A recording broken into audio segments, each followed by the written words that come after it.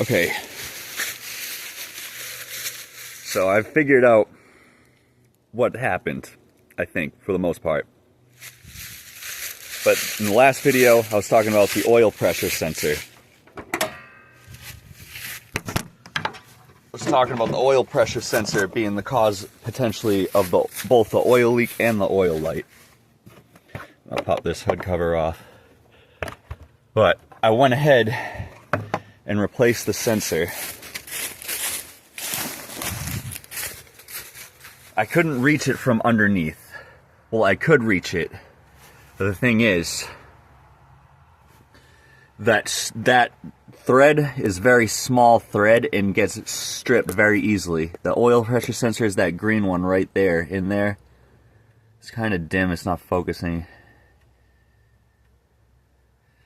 So now there's no more oil in there, if you can see. Which means the oil stopped leaking from there, and also that fixed my oil light.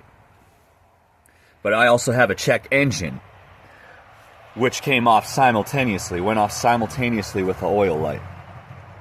But my check engine is also still on because both O2 sensors are contaminated. I'm going to pull that off in a minute. I can make a quick demonstration of how to pull that off. The other O2 sensor, the downstream one, if you can see it, is back there. I can't quite reach that. It is just out of reach. Okay, so I got the sensor off. Right there. This is what it looks like. And this is what's causing the check engine and my gas mileage to have dropped significantly. And what happened was, because of the oil pressure sensor that I replaced and the oil light, pressure was building up inside of the engine and pushing oil out everywhere. So all these parts, the intake manifold gasket, the valve gaskets, it was all leaking there. It was all leaking there.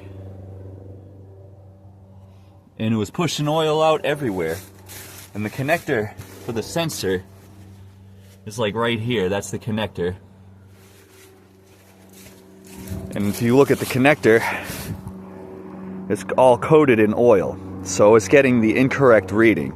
And matter of fact, the sensor might be no good now. Might not even be working at all. Because it might have gotten inside there. But I'm going to clean this off as best I can. I might be able to, yeah, but I'm pretty sure I need a new sensor. And that was because of the oil pressure sensor. And I don't know what the downstream one looks like, but it could also have been pushing oil out around this way and getting on the exhaust directly, and that's going to cause smoke inside of it probably, or something.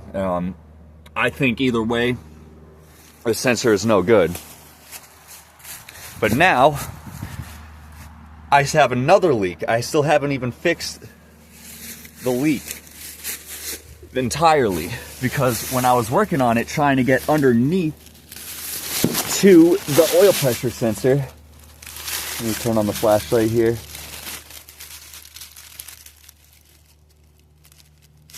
Okay, when I was trying to get to the oil pressure sensor, I had to remove the oil filter and the housing. Now I removed the oil filter housing, and when I removed it, there was this black film inside this little gasket in there, and it's dried up and cracking, and it split off when I was reinstalling it. So now I need that gasket, and it's leaking oil from this spot only, and it's leaking from there under the pan. So like from up here, right there, under the pan, there's a little gasket in there. Now, unfortunately, I want to replace that gasket, but they don't have that part at any store. No store. I found one part on Rock Auto, one of those gaskets on Rock Auto, and it's not going to come here until like Wednesday or Thursday. So I have to sit around and wait for that, and it's leaking oil like crazy still. But that'll fix the oil leak. And once the oil leak is fixed, if I can confirm that this sensor is no good, I'm going to get a new oxygen sensor. And I'm going to try to get to that downstream sensor, which I might be able to get to if I remove that, what's looks like a heat shield or something right there, I can remove that heat shield, and I might be able to just reach that by hand back there. I'm gonna also remove that sensor, see what it looks like, see if that one needs to be replaced. Also, another issue that happened here, set this down. This is